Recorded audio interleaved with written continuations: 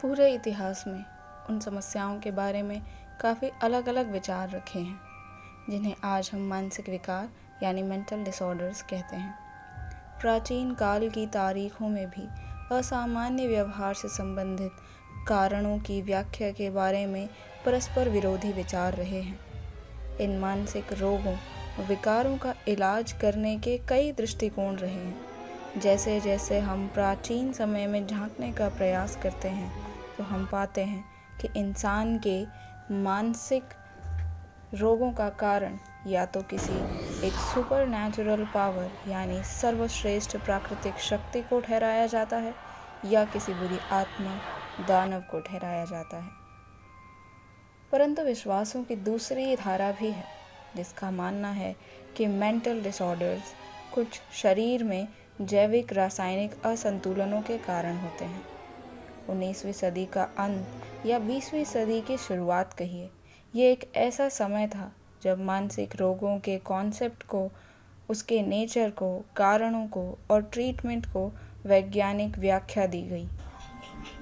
पूरे इतिहास में उन समस्याओं को जिन्हें आज हम मानसिक रोग कहते हैं को लेकर जब हम सभ्यताओं तक की बात करते हैं तो उनके विचारों में परस्पर विरोध देखने को मिलता है। अलग अलग विचारधाराएं देखने को मिलती हैं। जो लोग इन मानसिक रोगों का कारण बताने की कोशिश करते हैं उनके विचार भी अलग अलग दिखाई देते हैं। जब हम इनके इलाज देखते हैं कि प्राचीन समय में किस तरीके से इनके इलाज किए जाते थे तो वहाँ भी कई दृष्टिकोण हैं। एक दृष्टिकोण जिसे हम प्राचीन समय का दृष्टिकोण कहते हैं, उसका मानना है कि मानसिक रोगों से ग्रसित व्यक्ति पर किसी आत्मा, किसी देवता या किसी प्रेत का साया होता है। जबकि दूसरी विचारधारा ये है कि जब शरीर में शारीरिक जो रसायन होते हैं उनका असंतुलन हो जाए तो भी व्यक्ति मानसिक विकार से पीड़ित हो सकता है।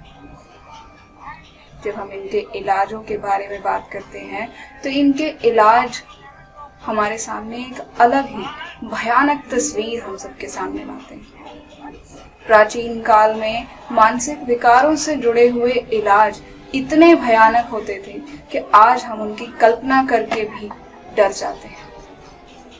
ये 19वीं सदी का अंत था या 20वीं सदी की शुरुआत, जब मानसिक रोगों की साइकोलॉजिकल एक्सप्लेनेशन करने की कोशिश की गई, उनके कारणों की जानने की कोशिश की गई, उनके नेचर की व्याख्या करने की कोशिश की गई। आज हमारे पास बहुत सारे ऐसे मनोवैज्ञानिक हैं या साइकोपैथोलॉजिस्ट हैं जो इस प्रकार के रोगों में बहुत सारे लोगों की बहुत मदद करते हैं। इसका मतलब हुआ कि आज के समय में हम बहुत हद तक उन इलाज को ढूंढ पाए हैं जो प्राचीन समय में वाकई भयावह होते थे।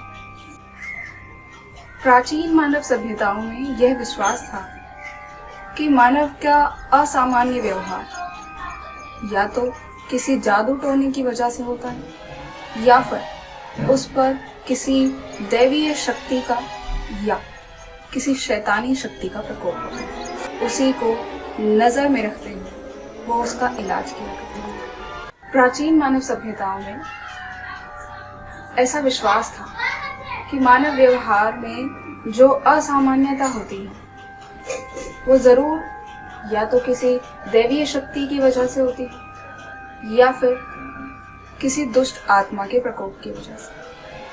उनका मानना था कि चांद तारों की स्थिति, उनकी दशा भी इंसान के व्यवहार को प्रभावित कर सकती है। ऐसा स्ट्रॉन्ग बिलीव था कि हमारा जो व्यवहार है यानी इंसानी व्यवहार मात्र हमारे नियंत्रण में नहीं होता, बल्कि इसको कंट्रोल करने के लिए बहुत सारी शक्तियां हैं जिन्हें वो सुपरनैचुरल पावर, डीमंस, एविल्स इन सभी के नाम से पुकारते थे। इसमें वो तारे, चांद और न जाने किस किस तरह की स्थितियों को, ग्रहों की दशाओं को जिम्मेदार ठहराते थे। विचक्राफ्ट और डीमोनोलॉजी की बात करें तो वहाँ इस तरीके का विश्वास देखने को मिलता है कि किसी भी इंसान का जो असामान्य व्यवहार है उसमें सुपरनैचुरल पावर काम करती है, जिसमें दैवीय शक्ति भी हो सकती है, कोई प्रेत आत्मा भी हो सकती है, या फिर कोई ऐसी शक्ति हो सकती है जो इस पृथ्वी को विनाशकारी और न जाने किस किस प्रकार के दुखों का सामना करने के लिए बाध्य कर सकती है। जिस प्रकार वो ये समझते थे कि इस व्यक्ति के असामान्य व्यवहार का कारण कोई दैवीय शक्ति, प्रेत आत्मा या कोई अन्य शक्ति है, उसके प्रकृति का निर्धारण वो उसके दिखाए गए व्यवहार से करते थे। अगर व्यवहार बहुत ज़्यादा धार्मिक अनुष्ठानों वाला हो तो ये मान लिया जाता था कि जो आत्मा है जिसने उस इंसान को पोजेस किया है वो बहुत ही पवित्र आत्मा है, दैवीय शक्ति का उस पर संचालन है। लेकिन जब उसका व्यवहार विनाशकारी होता या बहुत ही भयावह होता तो उसे एविल या डीमन घोषित कर दिया जाता और उसी के आधार पर उसका इलाज किया जाता। अब अगर बात करें उस समय के इलाज प्रक्रिया की तो वो वाकई एक बहुत ही भयावह प्रक्रिया होती थी। उनका मानना था कि अगर किसी व्यक्ति में असामान्य व्यवहार प्रदर्शित होता है तो उसका इलाज या तो उसके सर में कील ठोकने से या बहुत ही भयावह जो रिचुअल्स होते हैं उनको करने से, उन्हें चेन से बांध कर रखना, पिंजरों में रखना, इस तरीके के इलाज होते थे। जब भी उनके इलाज उन्हें ठीक करने में सफल नहीं होते तो वो उन्हें विच या डीमन कह के संबोधित करते और फिर उसका इलाज करने के लिए ये कहा जाता कि इन्हें जिंदा जला देना चाहिए। क्यों? क्योंकि यह पृथ्वी पर विनाशकारी स्थितियां पैदा कर सकता है। यह एक चुड़ैल है, यह एक प्रेत है, यह एक बहुत ही शक्तिशाली एविल है जिसका कोई सामना नहीं कर सकता और उसका सिर्फ एक ही इलाज है और वो है कि इसे जिंदा जला दिया जाए या फिर इसे कील से ठोक कर लटका दिया जाए जिससे कि ये तड़प तड़प कर मर जाए। इस तरह के इलाज हमें प्राचीन समय में मानसिक रोगों के देखने को मिलते हैं। एक दूसरी विचारधारा है जिसमें चांद तारों की स्थितियां, उनकी दशाएं, उनके ग्रहों के साथ संबंध मनुष्य के व्यवहार को बहुत पहले ही प्रेडिक्ट कर सकते हैं। ऐसी है उस विचारधारा में मून यानी चांद को लूना कहते हैं। ये लैटिन भाषा का एक शब्द है। इसका मतलब है कि जो इन स्थितियों से प्रभावित व्यक्ति असामान्य व्यवहार को प्रदर्शित करता है वह लूनैटिक होता है। हालांकि ये शब्द और ये जो विचारधारा है अब उतनी प्रचलित नहीं है, लेकिन फिर भी जब ये प्रचलित रही तब इसने बहुत सारे ऐसे रोगियों को मृत्यु के घाट उतार दिया जिन्हें सही किया जा सकता था। और विचारधारा है जिसे हम मास हिस्टेरिया के नाम से जानते हैं। इस विचारधारा में ये माना जाता है कि अगर एक व्यक्ति वो किसी भी समाज का हो, अगर वो एक तरीके के भाव इमोशन से ग्रसित है तो वही भाव धीरे धीरे समाज में फैलने लगते हैं। एक और विचारधारा है जिसे मास हिस्टेरिया के नाम से जाना जाता है।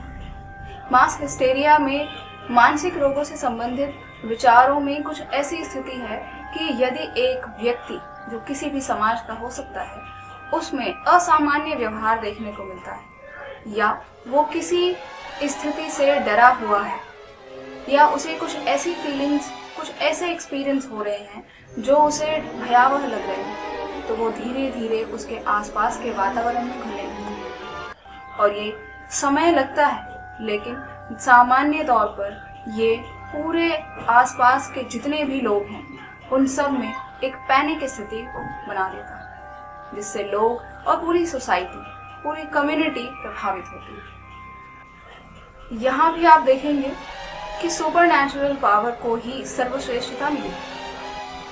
इसका मतलब ये है कि कहीं ना कहीं आज भी हम इस तरह की घटनाओं को सच मान बैठते हैं और उन्हें ऐसी जगहों पर इलाज के लिए ले जाते हैं जहां उन्हें मृत्यु के अलावा और कुछ प्राप्त नहीं होता। ये विचारधाराएं आज भी ऐसी जगह पर बहुत ज़्यादा प्रचलित है जहां बहुत ज़्यादा गरीबी, साक्षरता दर बहुत कम और ऐसी जगहें जहां साइकोपैथोलॉजिस्ट जो हैं, जो ह्यूमन मेंटल हेल्थ के लिए हेल्प कर सकते हैं, उन्हें अपना रोल प्ले ही नहीं करने दिया जाता। वहाँ आज भी इस तरह के जो व्यवहार हैं उनके इलाज के लिए जादू, टोने, तंत्र, मंत्र, इन सभी का सहारा लिया जाता है और ऐसा सही ना होने पर भगवान के भरोसे छोड़ दिया जाता है। ये बात वाकई बहुत हद तक सच है कि हम अपनी समस्याओं का समाधान खुद कर सकें, ये अभी तक संभव नहीं है। लेकिन कुछ समस्याएं ऐसी हैं जिनका इलाज संभव है, जिन्हें हम जादू, टोने, तंत्र, मंत्र और अगर आध्यात्मिक चीज़ों से थोड़ा सा दूर करके विज्ञान की तरफ रुख मोड़ें तो हमें इलाज करने में सफलता मिल सकती है। मैं जानना चाहती हूँ आपके इस बारे में विचार क्या है। आपके जो भी विचार हैं आप हमें कमेंट बॉक्स में बताइए। अगर आपको वीडियो पसंद आता है तो आप हमारे चैनल को सब्सक्राइब कर लीजिए। मैं जानती हूँ कि वीडियोस रेगुलर नहीं होती हैं, लेकिन फिर भी अगर आप चाहते हैं कि इस तरह की वीडियोस आपको मिलें और इस तरह के सवाल उठाए जाएं, तो आप हमारे चैनल को सब्सक्राइब करने के साथ साथ उसके बेल आइकन को भी प्रेस कर लीजिए। हे गाइस, स्वागत है आप सभी का आपके अपने चैनल जिज्ञासा एजुकेशन में। और मैं हूँ सुनीता। मैं एक स्टूडेंट हूँ क्लिनिकल साइकोलॉजी सेकेंड ईयर में और ये मेरा अपना खुद का स्टडी है। एक्चुअली साइकोपैथोलॉजी मेरे सेकेंड ईयर में एक सब्जेक्ट है जिसका एक पॉइंट मैंने आपको दिया है और मैं चाहूँगी कि आपके इस बारे में क्या विचार हैं आप हमें ज़रूर कमेंट बॉक्स में लिख कर बताएं। अब बारी है कि हमारे चैनल को सब्सक्राइब क्यों करें और हमारे चैनल का बेल आइकन क्यों दबाएं। ये बात तो सच है कि वीडियोस रेगुलर नहीं है, लेकिन फिर भी अगर आप चाहते हैं कि हमारी इस तरह की वीडियोस, इस तरह के संप्रत्य कॉन्सेप्ट्स आपको बताए जाएं, तो हमारे चैनल के बेल आइकन को प्रेस करना बिल्कुल मत भूलिएगा ताकि आपको सभी नोटिफिकेशन टाइम से मिल जाएं। मिलेंगे नेक्स्ट वीडियो में, तब तक के लिए अपना ध्यान रखिए और बाय बाय।